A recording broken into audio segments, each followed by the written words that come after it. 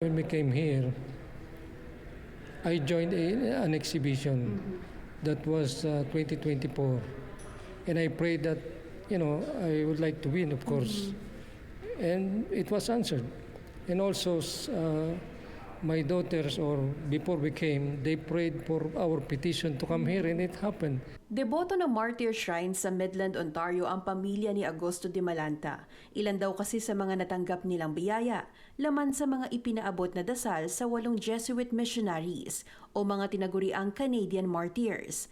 Bilang espesyal na bahagi sa kanilang immigration journey, napili niyang gamitin ang imahe ng simbahan sa isa sa kanyang mga obra. I called it Martyr Shrine 1930 because I made it look like an old picture or an old painting to show the time that it was 1930. I put some old cars, so it will be a scenery of that time. It was 1930 when the Pope Pius XI canonized the 8 martyrs. Inilaban ito ni Di Malanta sa 58th Juried Art Exhibition ng Oshawa Arts Association, kung saan sa loob ng 300 entries na isinumite at 100 shortlisted, naiuwi niya ang gold o first prize.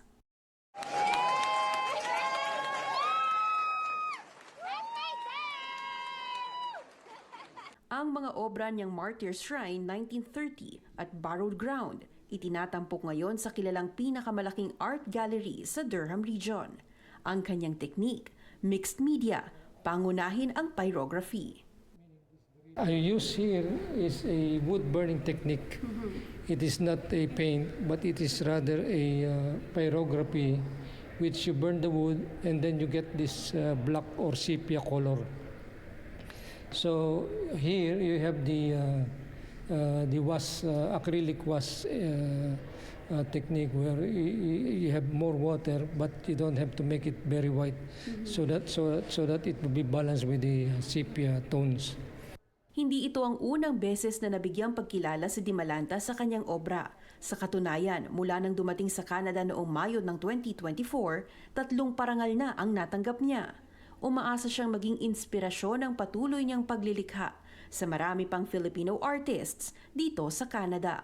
Even the young, I want to encourage them to do arts, and just keep on painting, drawing, whatever they like, because there's so many fields in arts, Mabibisita ang mga obra ni Di Malanta sa Juried Art Exhibition sa Robert McLaughlin Gallery hanggang weekend. Paula Saraza, Omni News, Oshawa.